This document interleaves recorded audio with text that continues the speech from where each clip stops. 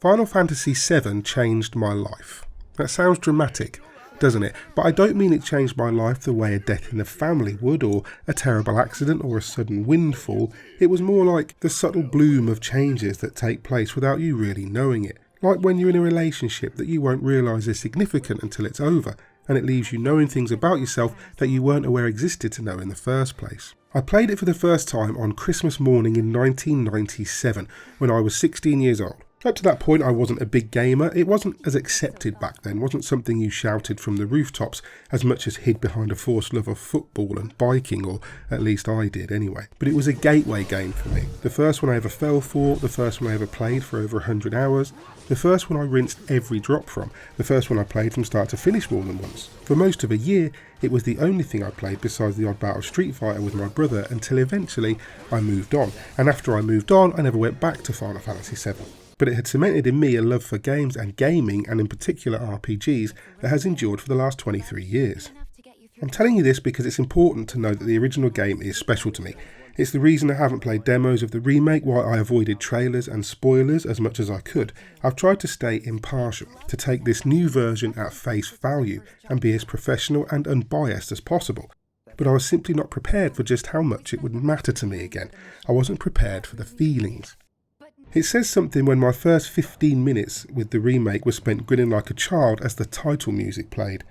I kept trying to click a button to start but ended up, well, not. It's an exceptional piece of music and it spoke to parts of me I'd all but forgotten. The memories it evoked weren't physical, weren't of a younger me playing Final Fantasy VII in my Rebot classics. They were more like sense memories of a time before I had to do all this troublesome growing up. Eventually though, I did press that button and plunged once more into the world of Cloud Strife and Avalanche. I'll be honest, the magic did begin to wear off after some considerable time, just a little bit, but the opening few hours with Final Fantasy VII Remake are absolutely mesmeric. These early hours are also where the remake stays closest to the source material. This is not simply a reskin. Like the Resident Evil 2 remake, this is something absolutely new, built from the ground up that uses existing characters, situations and story beats as framework alone. This is a spoiler-free review and so I'll be gentle, but to anyone who knows the story, almost every relationship protagonist Cloud Strife is forced to form is tinged with tragedy. We begin with eco-terrorist group Avalanche breaking into a Mako reactor in the city of Midgar. Mako is the life energy of the planet, and while it allows the evil Shinra Corporation the power to create wonders of science and magic, its misappropriation is bleeding the planet dry.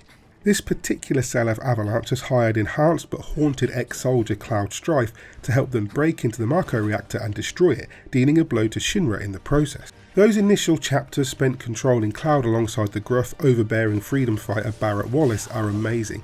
The original was a turn-based affair like many other JRPGs of the time and indeed developed since, but Final Fantasy VII Remake does away with that in a controversial decision that will surely upset some die-hard fans. That said, the combat in Remake is the absolute high point. Fluid, fast-paced and deep, it mixes real-time melee with tactical pauses to select spells, abilities, items and summons. Even controlling more than one character, the action is hypnotic. Character animations are unbelievably smooth, the pace of combat slowed only by some of the enemies taking maybe a mite too long to defeat in the early game. Spells are unlocked by socketing orbs of materia, the physical manifestation of Mako, into weaponry and accessories, which allows you to use magical elemental attacks as well as a variety of passive and active buffs, debuffs and automatic actions. Initially, you're introduced to systems upon systems, from materia to weapon upgrades to abilities. Each weapon you equip comes with a new ability, which you learn by using it in combat. An example is Cloud's Nailbat, which replaces his sword but slows his attacks considerably. It never felt natural to me, so I used it until I learned the highly damaging Disorder skill and then switched back to my sword. This is not a game that throws equipment at you though, and weaponry and accessory upgrades come slowly. Thankfully, you can equip trinkets to unlock buffs or upgrade specific materia orbs through use.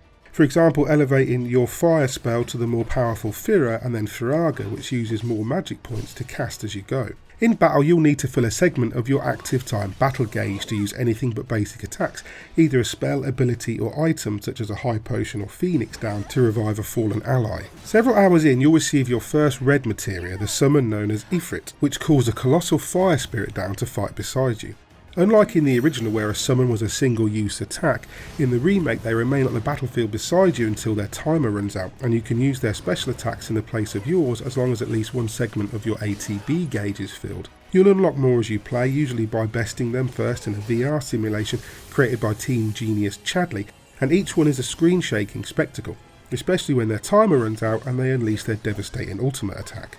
Combat is the mainstay of Final Fantasy VII Remake. You'll almost always control Cloud with a few exceptions, with other characters switching in and out as the story dictates. It's important to note that the remake has added so much and fleshed out the source material by such a degree that several of the recruitable characters from the original aren't even introduced.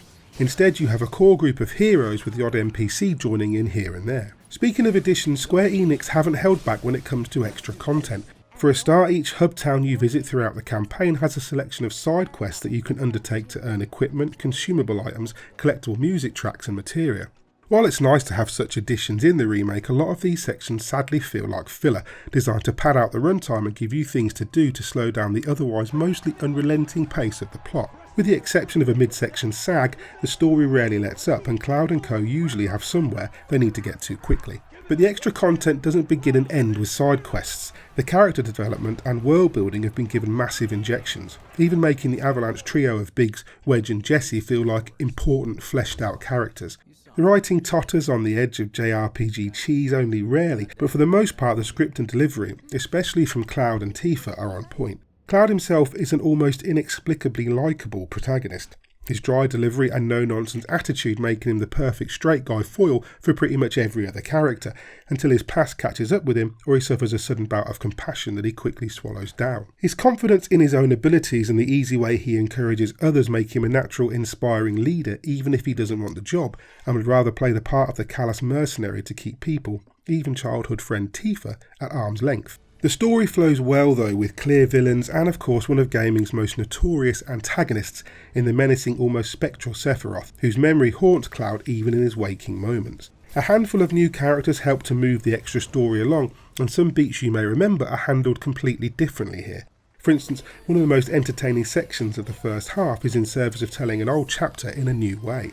If Final Fantasy VII Remake has a fault, it's that ironically there's simply too much of it. People worrying that they would get a short game because the story only covers the first few hours of the original are in for quite a surprise, but whether it's a nice surprise or not will depend massively on your tolerance for obvious filler. There are story elements that have been added that didn't need to be, but really, that's my only complaint. A lot of the non-combat sections are spent traversing to and fro on foot, and the odd environmental puzzle or deliberate diversion make exploration not only essential, but worth your time. Aesthetically, it's staggering at times. The city of Midgar and its environs have been imagined here in such detail that I found some of the vistas breathtaking. And not just because Square Enix so deftly evoke memories from my childhood. It conjures an atmosphere that fans of the original will find unmistakable, and the effortless way the world mixes things that should seem ridiculous with a setting that feels tactile and tangible evokes the best moments of Final Fantasy XV. I noticed some low-res textures here and there, but I think these are deliberate given which textures they are.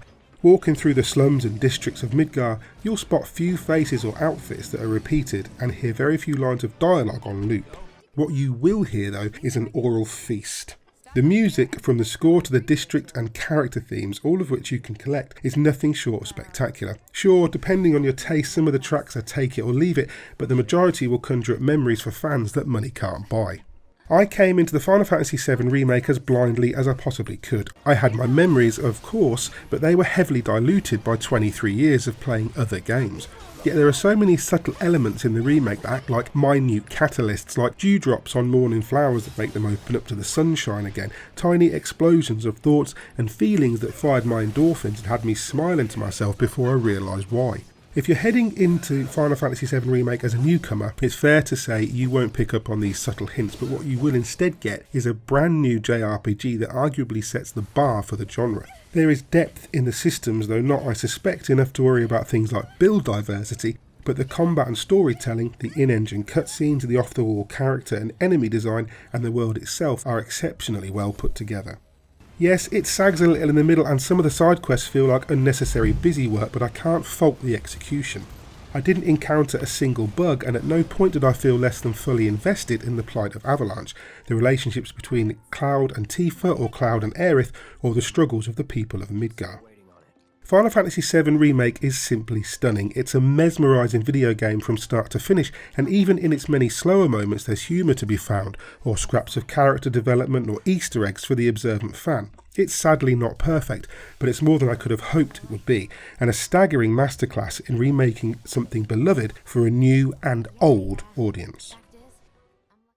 We hope you enjoyed our review of Final Fantasy VII Remake. Are you excited to play it? Did you play and love the original, or are you going into it for the first time? Either way, we'd love to hear from you in the comments, and if you did enjoy the video, please consider hitting like and subscribe, and maybe tagging that bell icon too, so you're notified every time we drop a new video. Oh, and don't forget to check us out on Twitter at Godisageek. Thanks for watching. Bye.